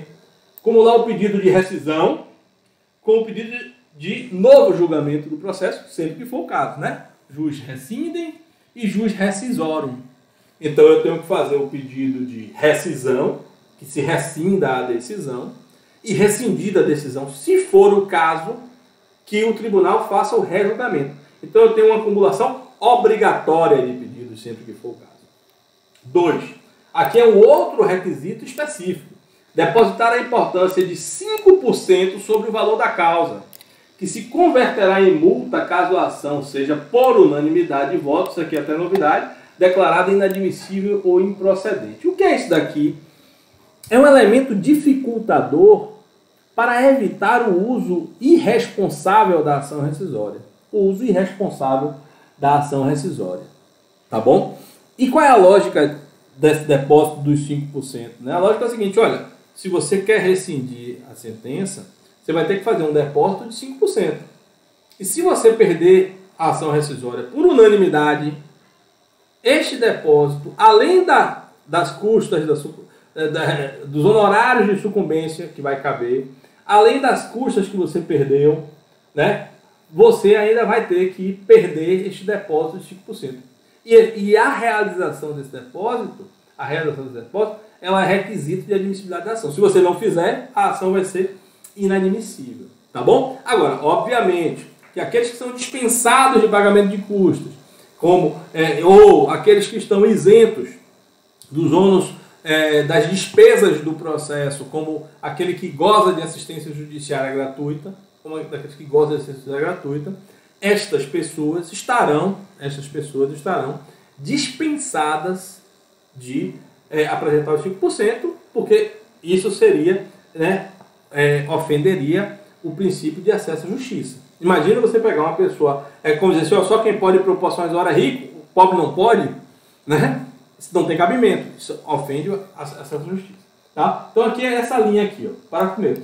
Não se aplica o disposto do inciso 2 à União, Estado, Distrito Federal, municípios, as suas respectivas autarquias e fundações de direito público, o Ministério Público, a Defensoria Pública e aos que tenham obtido o benefício da gratuidade da justiça. Tá? Mais duas regras aqui. O depósito previsto no inciso 2 do caput deste artigo não será superior a 1.000 salários mínimos. Isso daqui eu não vejo sentido. Isso daqui eu já não vejo sentido. Porque 1.000 salários mínimos é equivalente hoje a 1 milhão e poucos mil reais. Por que eu tenho que limitar isso? Se a ação é uma ação bilionária, né, eu vou rever uma ação bilionária, eu tenho 5% de 1 bilhão é 50 milhões, deposite 50 milhões. Acabou, deposite 50 milhões. Não vejo sentido, mas há essa limitação. Além dos casos previstos do artigo 1030, a petição inicial será indeferida quando não é efetuado o depósito exigido. Isso aqui eu já falei. Artigo 1030 são as hipóteses de indeferimento da petição inicial, viu, pessoal? Aplica-se a ação rescisória disposto no artigo 332. O que é o artigo 332? A improcedência liminar do pedido. Vamos lá só confirmar, mas nas causas que dispensem a fase instrutória, o juiz independente da citação julgará liminarmente improcedente pedido. Então, a aplicação da improcedência liminar do pedido. Tá bom? Se aplica ao CPC. Seguindo aqui. Reconhecida a incompetência do tribunal para julgar a ação rescisória, o autor será intimado para emendar a petição inicial a fim de que adeque o objeto da ação rescisória quando a decisão apontada como rescindenda. Eu explico já isso aqui, mas preste atenção. Isso daqui, inclusive, esse parágrafo 5º, pessoal, do artigo 968, ele é uma refutação da jurisprudência dos tribunais superiores, que usava um erro de competência para extinguir a ação rescisória e a pessoa perdia o depósito. E tinha que, se fosse o caso, propor uma nova ação rescisória. Porque a lógica é a seguinte, eu vou ter uma dúvida, em várias situações eu posso ter dúvida sobre qual a decisão rescindenda. Né? Então imagina uma hipótese. Eu tenho uma acumulação de 3 pedidos. Vou pegar os exemplos mais simples, que são os que eu boto nas provas. Dano material emergente, lucro cessante, dano moral. Aí eu tenho a sentença de primeiro grau, julgou os 3 pedidos. Na sentença de primeiro grau. Eu recorri somente do lucro cessante e do dano moral. Beleza? Então, pedido de dano emergente transitou em julgado no primeiro grau de jurisdição.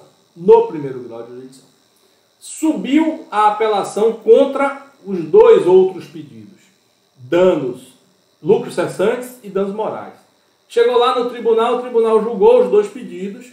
Só cabia respe do... por motivos óbvios, eu vou ter que escolher o dano moral. Só cabia respe do dano moral. Eu interpus respe do dano moral. Então, ou seja, o dano, os lucros cessantes transitarem julgado no âmbito do TJ. E depois eu tenho a ação, o julgamento do RESP, que julga o dano moral, entende que o dano moral foi razoável e reduz o dano moral. Bom, então no mesmo processo, eu tenho o dano material emergente julgado e transitado em julgado no primeiro grau de jurisdição, os lucros cessantes transitado em julgado da decisão no Tribunal de Justiça e o dano moral transitado em julgado no STJ. Qual a regra geral de competência? Será competente para rescindir a decisão o tribunal que proferiu aquela decisão ou ao qual estava vinculado o juiz que proferiu a decisão. Então, por exemplo, da decisão de dano emergente e da decisão de lucro cessante, a competência é do Tribunal de Justiça da Bahia, que é a quem estavam vinculados o juiz e a Câmara. A competência no âmbito do TJ vai ser outra, mas seria essa. Tá bom? E do acórdão que julgou os danos morais, a ação rescisória será proposta no STJ. Tá bom? Então, como lógica de competência, entendam isso daí. É competente o tribunal que proferiu a decisão rescindenda, ou em caso de decisão de juiz de primeiro grau, ao tribunal ao qual o juiz de primeiro grau está vinculado. Essa é a regra de competência geral. Dentro do tribunal, o regimento interno vai ver. Tá bom? Aí o que é que veio o parágrafo 5º? Assim, olha, reconhecida a incompetência do tribunal para julgar a ação rescisória. Então, ou seja, você propôs a ação rescisória contra o dano moral no TJ. No TJ. Antigamente era extinto, você perdia esse dinheiro.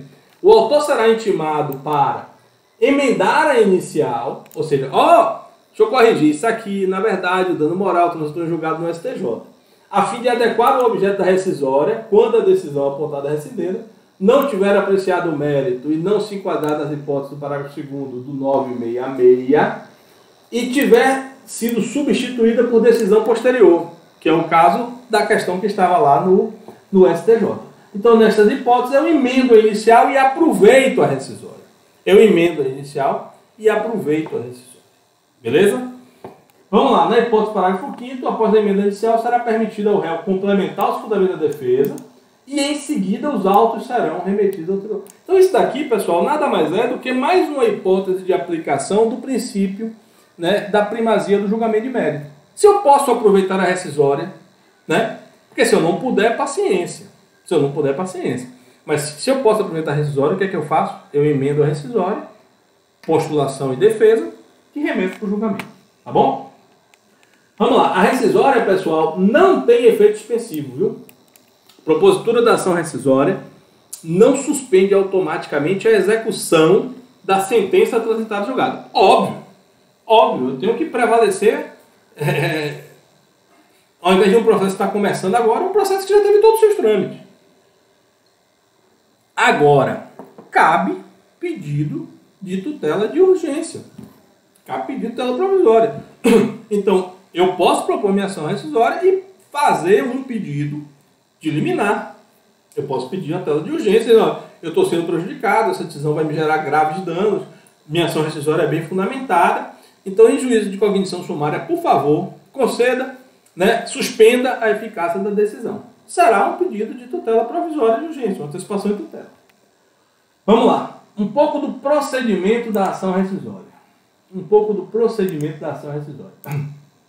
O relator ordenará a citação do réu, designando de prazo nunca inferior a 15 dias, nem superior a 30 dias, para querendo apresentar a resposta, ao fim do qual, com ou sem contestação, observar-se-á no que couber o procedimento comum. Então, ao contrário das ações ordinárias, em que o prazo de contestação é de 15 dias, das ações comuns que o prazo de contestação é de 15 dias, pelo procedimento especial da ação rescisória, o prazo é fixado judicialmente pela complexidade da demanda.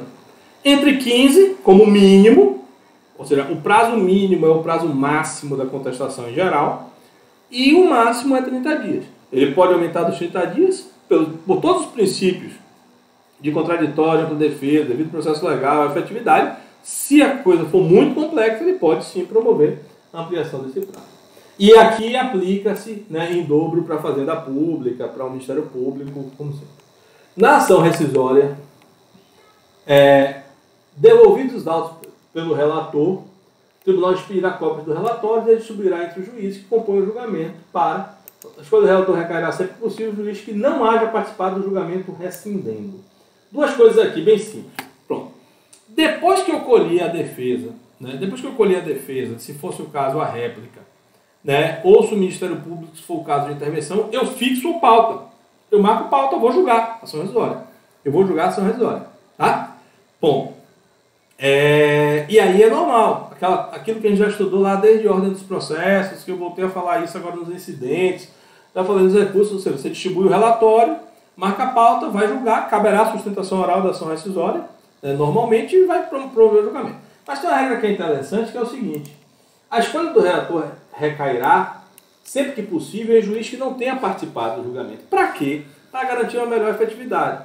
Então, como eu já disse a vocês, a competência da ação rescisória é do tribunal que decidiu a decisão rescindenda, né? Salvo o primeiro grau, que é o tribunal que está vinculado. Então, vamos lá. Se eu estou propondo uma ação rescisória contra um acórdão do Tribunal de Justiça da Bahia, eu vou propor essa ação rescisória no Tribunal de Justiça da Bahia. E qual é a regra interessante aí? Poxa, eu não posso permitir que o próprio relator, que julgou a causa antes, ele julgue também a ação rescisória, ele seja o relator da ação rescisória. Observe que essa regra é o oposto da reclamação. Lembra lá? Na reclamação, eu tenho que preferencialmente deixar a relatoria da reclamação para o relator da decisão que foi desrespeitada, que foi o relator do processo que formou o processo. Por que isso daqui? Porque eu quero, a reclamação ela é feita para preservar a decisão do tribunal e para impugnar uma outra decisão de baixo. Já a ação rescisória é o oposto, por isso que a regra é oposta. Na ação rescisória eu não quero preservar a decisão do tribunal, eu quero rescindir a decisão do tribunal, eu quero desconstituir, a ação rescisória é uma ação desconstitutiva, eu quero desconstituir a decisão proferida pelo tribunal. Então é por isso, pessoal, que eu tenho que dar uma maior chance de dialeticidade, de discussão, de debate.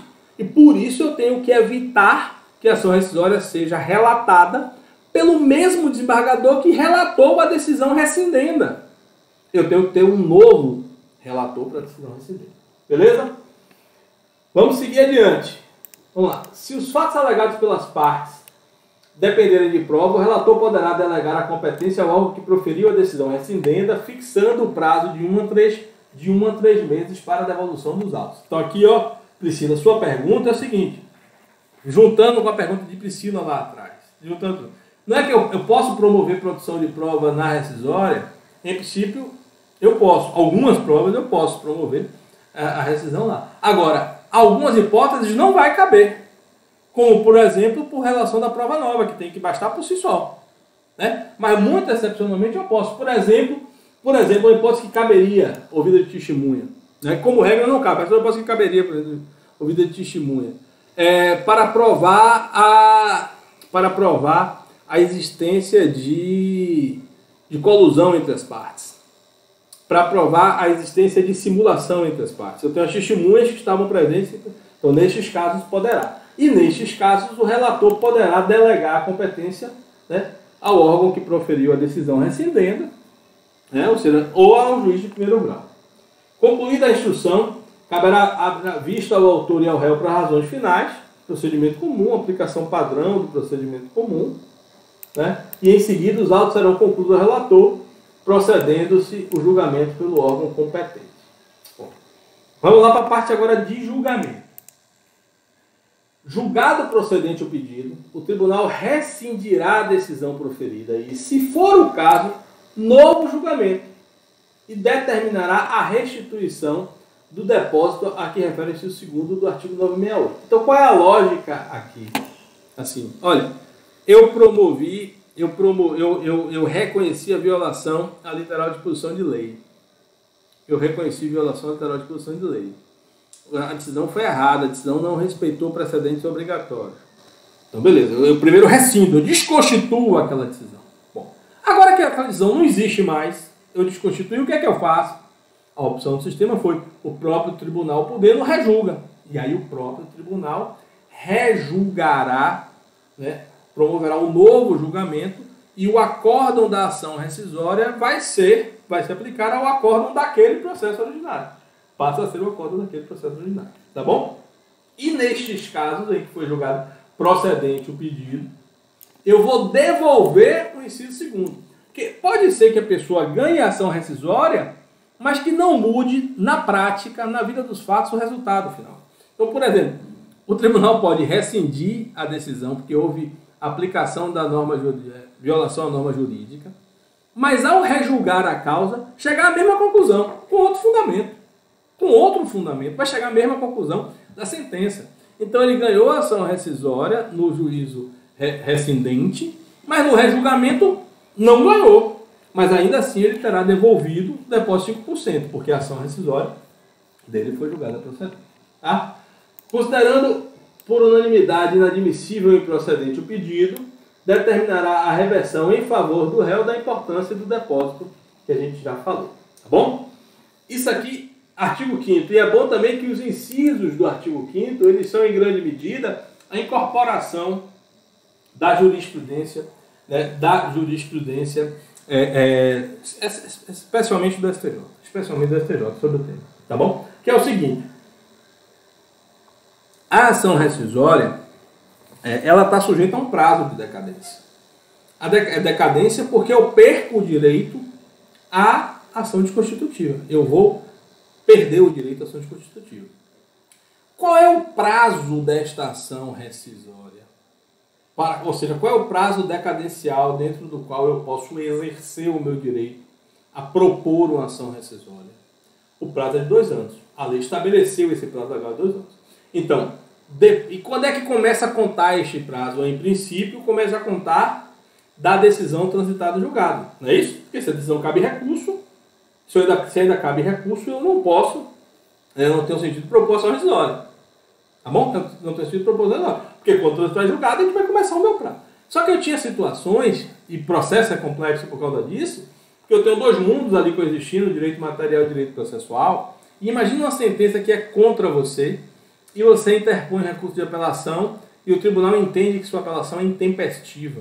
Mas você tem certeza que está errado, aquela intempestividade da apelação. E você entra com o RESP, para que o STJ reconheça que o tribunal errou ao inadmitir a apelação por intempestividade. Beleza. Ok, ótimo. Está dentro das regras do jogo. O problema é que você pode ganhar ou pode perder essa apelação, não é isso? Ou esse recurso especial. Né? Pode ser que o STJ também julgue errado. Não é prerrogativa só dos tribunais de justiça julgar errado. Os tribunais superiores também podem julgar errado. E pode ser que ele julgue errado. E se ele julgar errado, o que é que vai acontecer? O recurso inadmitido equivale a recurso não existente.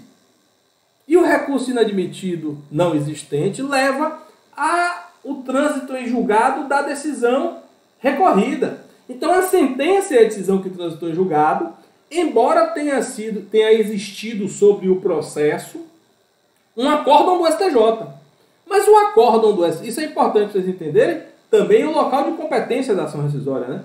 Então, ou seja, eu tenho uma sentença, essa sentença recorrida por apelação, o tribunal julga a apelação pela inadmissibilidade, eu não julgo o mérito, né? Inadmite a apelação, eu interponho o RESP vai ao STJ, aí o STJ vai lá e confirma a decisão do tribunal, dizendo que o recurso é inadmissível, é intempestivo mesmo essa apelação, não tem que ser rejulgado. Qual é a decisão rescindenda, embora a última decisão seja do STJ, né, no recurso especial, que ele julgou o mérito do recurso especial, né, mas a decisão do STJ que julgou o mérito do recurso especial não é de mérito da causa.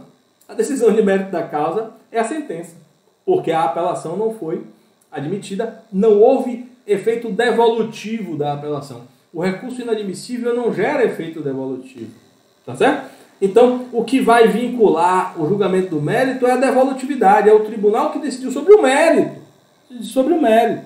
Então, neste caso, a decisão rescindente é a sentença de primeiro grau, tá bom? E qual é o problema que você tem aí? Às vezes o tribunal de justiça e o STJ, para julgar uma apelação e um RESP, você termina levando mais 2 anos.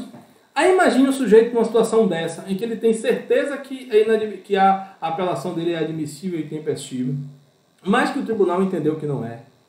Ele faz o quê? Ele interpõe o RESP e se passar o tempo. Aí a própria jurisprudência do STJ fez uma lógica de contagem de prazo para, teoricamente deveria ser do trânsito em julgado, só que o trânsito em julgado ocorreu no 16º dia após a prolação da sentença. Embora eu tenha tido um acórdão do STJ, o trânsito em julgado foi lá atrás, no 16º dia depois do julgamento do proferimento da sentença. Aí a jurisprudência do STJ socorreu, e o 975 incorpora isso, dizendo que o prazo começa a contar da última decisão do processo, ainda que não tenha sido, né, decisão de mérito. E melhorou muito. E ainda tem hipóteses que ele aumenta o prazo, 5 anos. 5 anos. Inciso 7 é relacionado à prova, se eu não me engano. É obtiver o autor posteriormente prova por resistência ignorável. Então ele aumenta o prazo para você conseguir a prova nova. No caso de prova nova, ele estipula para 5 anos. Tá bom? Mas só para a gente fechar aqui, vamos fechar aqui lendo o artigo 975. O direito à rescisória extingue-se 2 anos, contados do trânsito em julgado da última decisão proferida no processo. Né? Não é do trânsito julgado da decisão rescindenda, e sim do trânsito em julgado da última decisão do processo, que pode não ser a decisão rescindenda. Observe isso. A última decisão do processo pode não ser a decisão rescindenda, todas as vezes que se trate de admissibilidade. Prorroga-se até o primeiro dia útil subsequente, imediatamente subsequente, o prazo a que se refere o caput, quando expirar durante férias forenses, recesso feriado, ou em dia que não houver expediente forense. Essa regra desse parágrafo 1º 975 é para quê? É para afastar a lógica do direito civil de que a decadência não suspende, interrompe ou prorroga. Então é uma exceção à regra do Código do Direito Civil de que decadência não interrompe e não suspende. Neste caso, ele prorroga. Tá bom? E suspende. Não suspende não, na verdade só prorroga. Suspende não.